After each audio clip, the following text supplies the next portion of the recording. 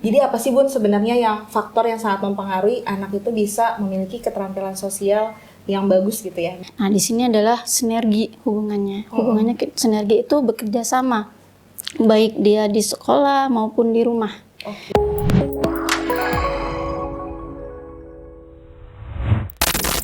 Assalamualaikum warahmatullahi wabarakatuh. Selamat datang di podcast Ruang Diskusi, cara ngobrol paling asyik. Bertemu lagi di Ruang Podcast hari ini.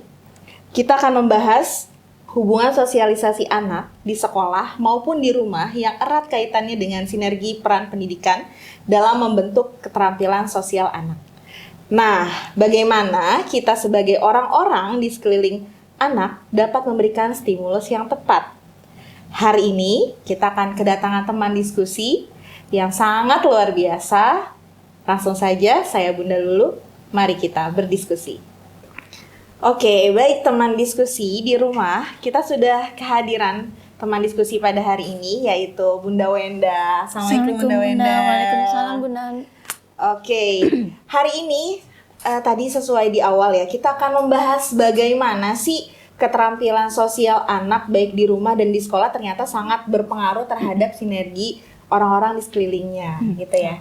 Oke, mau kenalan dulu nih sama Bunda Wenda. Bunda Wenda, sejauh ini udah berapa lama sih menangani kasus-kasus anak terkait hubungan sosialnya ketika di rumah dengan di sekolah? Oke, baik, terima kasih Bunda Lulu. Untuk saya sendiri, saya sudah mulai 3 tahun berjalan. Alhamdulillah saya menangani teman-teman kecil kita. Dari awal saya terapi, saya sebenarnya terapis ya di Terapi Ananda ya? Betul, Terapi Ananda. Jadi saya sudah mulai berjalan sampai 3 tahun. Di awal dari mulai saya bekerja dengan Bunda Dila sampai sekarang juga dengan teman-teman kecil kita. Oke. Pasti teman diskusi di rumah udah gak sabar nih. Bagaimana sih tahapan-tahapannya supaya seorang anak ini bisa memiliki keterampilan sosial yang baik bagi lingkungannya. Jadi apa sih Bun sebenarnya yang faktor yang sangat mempengaruhi anak itu bisa memiliki keterampilan sosial yang bagus gitu ya, baik di rumah maupun di sekolah? Baik, yang sebelumnya itu kita lihat adalah perannya Bun. Peran di sini adalah orang tua. Baik orang tua, baik guru, ataupun terapis yang memang anak tersebut mengikuti kegiatan terapi di sekolah. Nah, di sini adalah sinergi hubungannya. Hubungannya sinergi itu bekerja sama, baik dia di sekolah maupun di rumah. Gitu. Jadi ini sangat berpengaruh untuk keterampilan sosial anak. Yang mana dia harus bekerja sama dari orang tua, guru, terapis maupun anak tersebut. Nah, ini harus adanya juga berinteraksi, berkomunikasi, bekerja sama dengan 4 elemen tersebut. Oke, jadi antara sinergi di sekolah dengan di rumah itu harus sejalan gitu ya. Betul. Tapi kan banyak nih ya Bun, kasus-kasus yang kita temui gitu di sekolah sendiri. Ada perbedaan, kalau mungkin istilahnya tuh punya 2 kepribadian gitu kali ya, antara di rumah dengan di sekolah. Atau misalnya kalau di rumah dia diam banget nih, tapi kalau di sekolah aktifnya luar biasa. Atau kebalikannya, ketika di rumah dia aktif, di sekolah jadi anak yang pendiam. Nah, itu gimana tuh Bun treatmentnya, terus kita sebagai guru di sekolah maupun orang tua, supaya ini tidak jadi PR yang berkelanjutan gitu ya. Gimana Bun? Oke, baik. Untuk ini tetap kita adanya kerjasama Bun. Untuk tidak berkelanjutan, makanya yang kita caranya adalah bekerja sama antara guru, orang tua, dan terapis. Ya, dari kita kumpulkan dulu nih permasalahannya apa, dari permasalahannya apa, baru kita kasih solusinya, treatmentnya apa. Nah, ketika treatmentnya di sekolah, Bun, saya di sekolah sudah misalkan ajak berinteraksi dengan satu teman gitu, dengan satu teman aja dulu. Terus Bunda boleh ya di rumah untuk berinteraksi bersama teman-temannya atau saudaranya gitu. Nah, itu berkomunikasi kerjasama dengan guru sekolah maupun terapis itu sih Bu. Jadi memang ada kita kuncinya itu kerjasama, mencari solusi treatmentnya bagaimana. Oke. Tadi kan poin utamanya kerjasama nih yang diangkat ya. Lalu ada lagi nggak sih Bun selain kerjasama ini sendiri? Poin apa lagi yang memang harus dimunculkan antara orang tua dengan guru di sekolah? Yaitu bonding Bunda. Bondingnya ya? Bondingnya. Jadi bondingnya itu kelekatan ya Bunda ya. Bagaimana ketika kalau anak-anak itu kan kalau merasa bondingnya nyaman sama guru itu merasa terbuka. Gitu. Jadi awal itu adalah bonding dulu. Ketika guru atau anak sudah nyaman, terus merasa dia peduli, itu akan motivasinya atau dia mau berbicara, gitu benar. Jadi memang bonding dulu nih, gitu. Kalau misalnya bondingnya belum terjalan, ya kita jalankan lagi bondingnya, terus aja Bun. Berarti dikuatkan ya antara orang tua di rumah juga ada bondingnya dengan anak, di sekolah anak pun juga mendapat bonding dari gurunya. Betul. Tapi kan ada juga nih Bun, kasus-kasus yang ini kita dapati ya di sekolah. Anak ini misalnya cenderung diam gitu. Betul. Atau kalau mau komunikasi pun pilih-pilih gitu. Orang yang benar-benar dekat baru dia mau berkomunikasi, sedangkan kalau sama orang baru atau orang yang belum dikenalnya, ketika ditanya lebih memilih diam. Tapi usianya sudah cukup besar juga gitu ya, kisaran 10 atau 11 tahun. Nah ini supaya tidak menjadi terus berkelanjutan ketika masuk di SMP, mungkin di SMA dan sampai di jenjang seterusnya, bagaimana nih memotivasi anak tersebut supaya kemampuan untuk berkomunikasinya dengan orang lain itu muncul, gimana? Yang pertama ya bonding dulu ya Bunda. Bonding dari guru, bonding dari orang tua, terus sudah berikan pemahaman gitu. Jadi pemahaman, yang mana di sini itu kalau misalkan ada guru yang bertanya dijawab gitu. Terus ada guru misalkan memberikan tugas dikerjakan, nah itu memberikan pemahaman. Udah selesai baru memberikan modeling. Maksudnya gimana nih? Nah kalau modeling itu contoh Bun. Jadi kayak misalkan ketika misalkan ada anak yang disuruh untuk kita menyapa deh gitu, menyapa. Kok dia nggak nyapa ya kalau misalnya guru lewat gitu. Nah kita sebagai guru kita hampiri anak tersebut, kita ucapkan Assalamualaikum. Contohkan gitu ya. Contohkan. Jadi modeling itu kita contohkan terlebih dahulu ya gitu. Mungkin memang dari anak tersebut masih belum paham bagaimana caranya, terus berkomunikasi juga kan dia. Nah itulah kita harus jadi modeling dulu terlebih dahulu.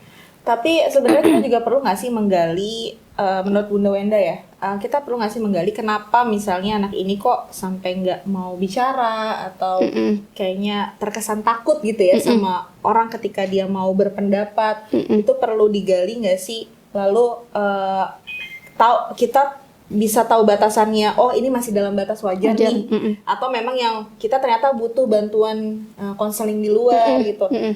Itu buat orang tua tahu sejauh mana perkembangan anaknya ini masih dalam batas wajar sebagai mungkin tahap masa perkembangannya, atau memang kayaknya nih anak memang butuh bantuan orang lain nih selain dari orang tua dan guru, terutama kayak pihak yang memang bisa menanganinya, entah itu psikolog atau konselor dan lain sebagainya. Itu gimana Bun untuk bisa tahu di tahap mana nih anaknya?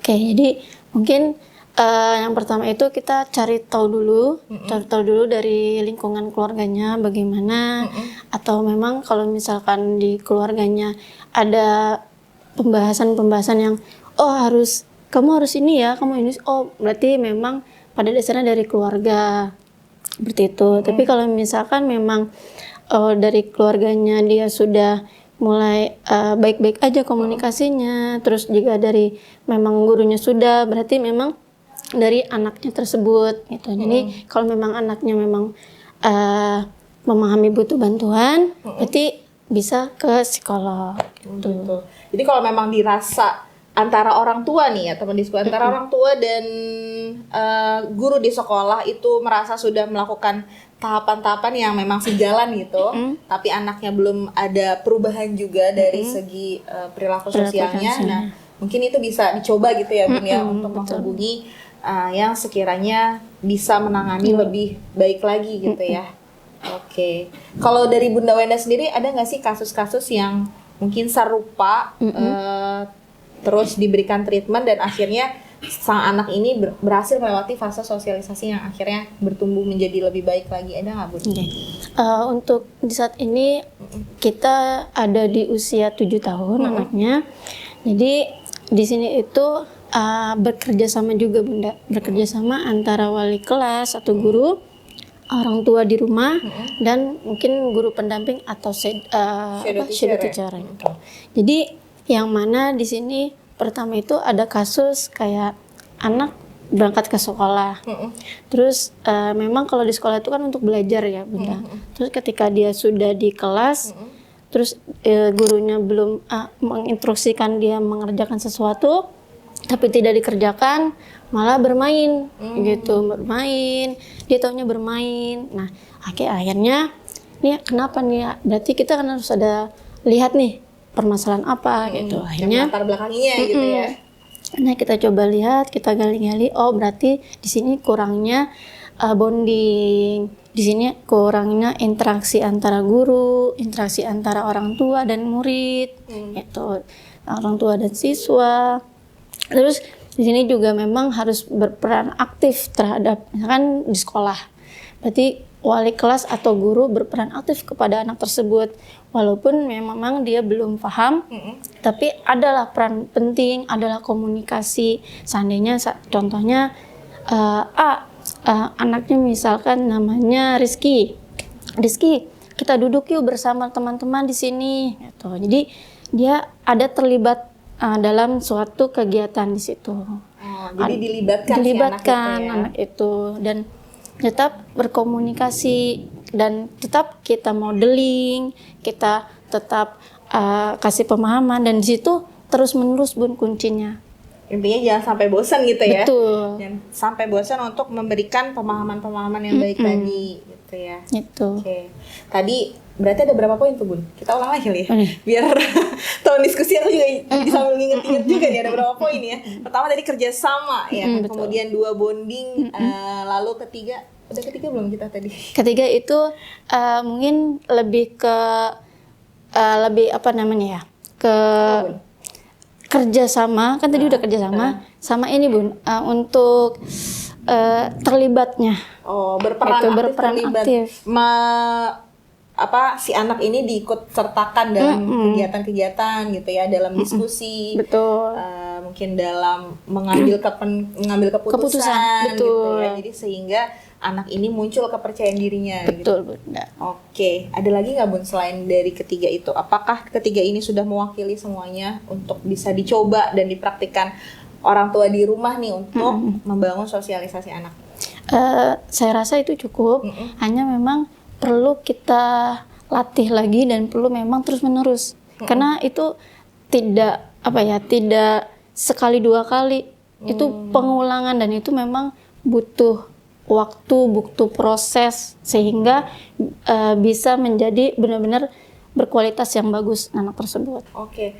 Ada nggak sih Bun kayak kegiatan yang bisa membangun si sosialisasi anak ini yang bisa dicontohkan di rumah maupun di sekolah supaya dalam parentingnya gitu ya, anak ini tumbuh menjadi anak yang percaya diri, bisa berkomunikasi yang baik dengan lingkungan sekitar. Ada nggak sih kegiatan yang memang orang tua bisa coba nih di rumah gitu? Contohnya kayak gimana sih Bun?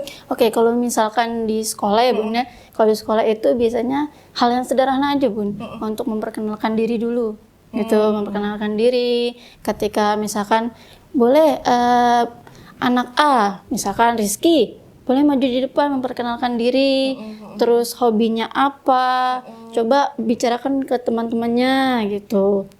Nah itu dia maju persatu ke situ. Nah akhirnya dia timbul rasa percaya diri. Di situ kan pertama keterlibatan anak kepada guru, terus interaksi juga komunikasi dengan teman-teman, mempercayakan diri. Oh dia tuh bisa gitu. Itu untuk di sekolah hal yang sederhana dulu Bunda gitu.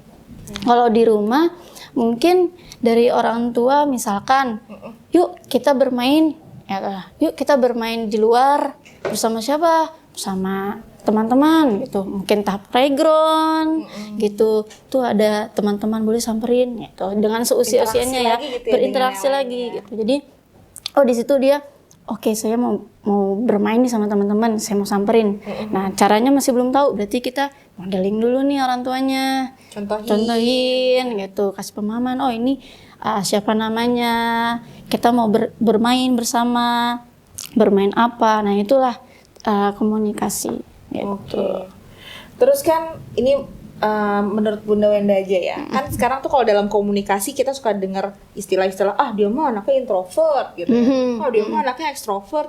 Itu ngaruh nggak sih Bun di dalam komunikasinya gitu ya? Misalnya kalau anak introvert ya udah cenderung diem, nggak banyak omong gitu. Terus kalau ekstrovert tuh yang mungkin suka di labeling cerewet gitu ya. Sebenarnya ngaruh nggak sih dalam komunikasi kalau di psikologinya gitu menurut Bunda Wenda? Oke, kalau seperti itu berpengaruh.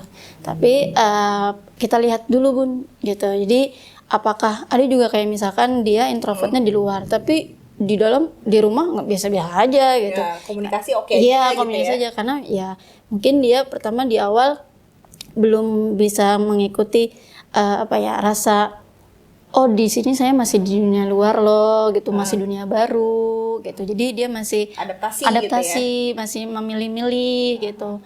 Saya bicara kayak gini, gimana ya reaksi orang gitu. Jadi dia melihat dulu dengan situasi tersebut, mengamati gitu ya? dulu. Enggak, memang berpengaruh, tapi kita melihat latar belakangnya tuh gimana sih gitu. Itu sih Bunda untuk yang memang ekstrovert atau introvert. Oke, jadi sebenarnya juga penting nih ya teman diskusi di rumah untuk melibatkan anak berkomunikasi gitu ya, bahkan dalam mengambil keputusan sesederhana kalau misalnya milih pakaian nggak sih?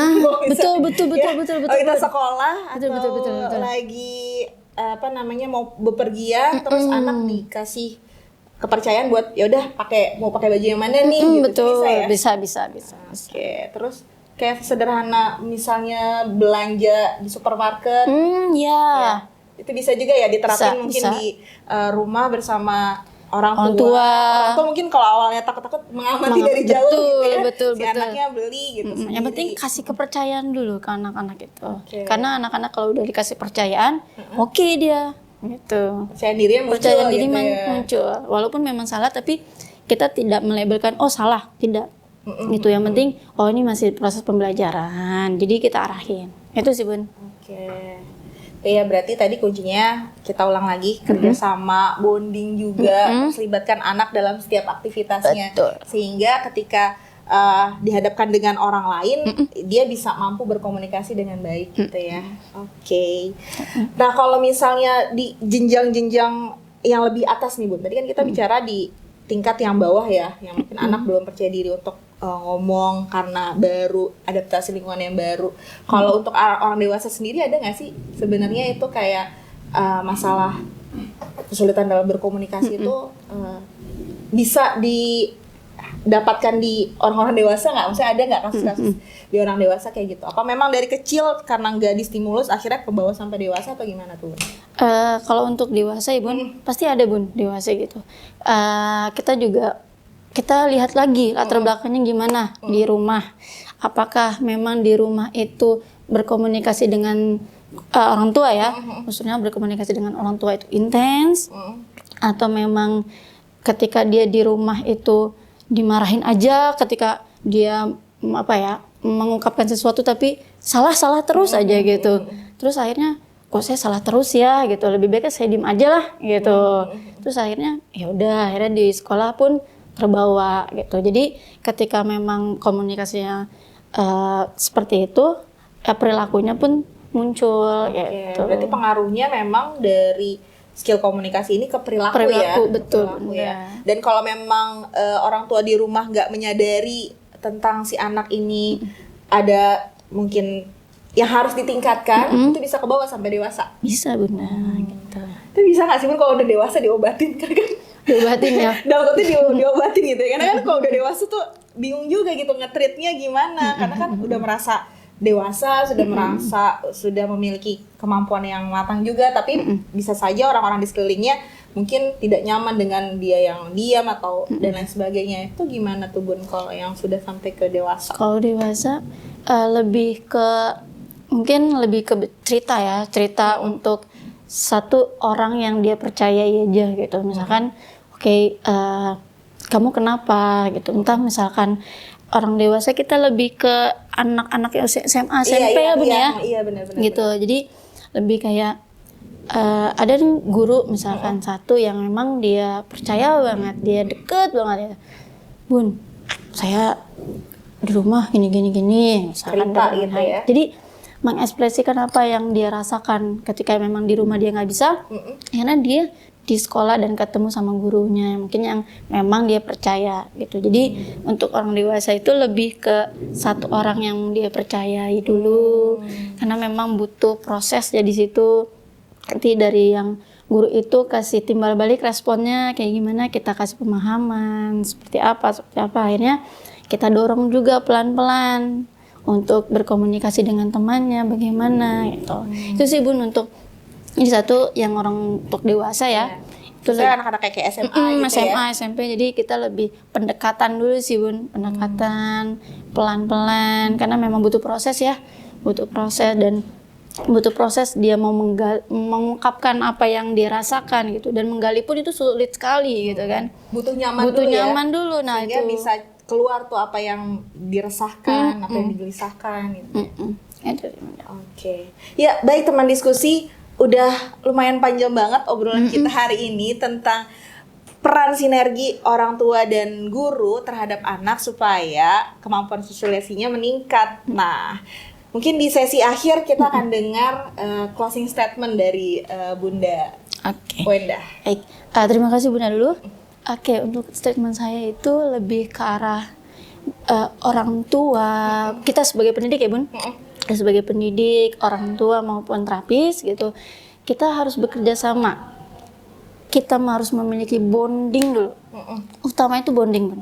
Kita harus memiliki bonding buat anak ini bikin nyaman dulu, merasa oh saya ada di situ lingkungannya gitu. Jadi hadir utuh gitu. Jadi hadir utuh, saya ada di kelas itu, di suatu tempat situ. Nah, akhirnya barulah kita mengasih treatment tertentu, dan memang komunikasi antara orang tua itu harus baik gitu ke anak gitu, dengan mungkin bahasanya ya Bunda gitu.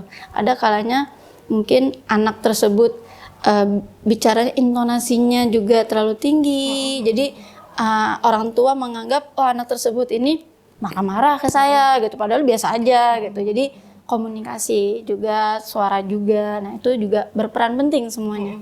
Itu sih Bunda, pokoknya elemen tersebut harus bekerja sama, intinya bonding juga itu, dan keselarasan anak tadi betul ya. Dan Masya Allah ya, luar biasa. Semoga saya pribadi dan teman diskusi di rumah mendapatkan manfaat dari diskusi kita pada hari ini tentang peran penting orang tua dan guru untuk mendapatkan sosialisasi yang baik bagi anak gitu.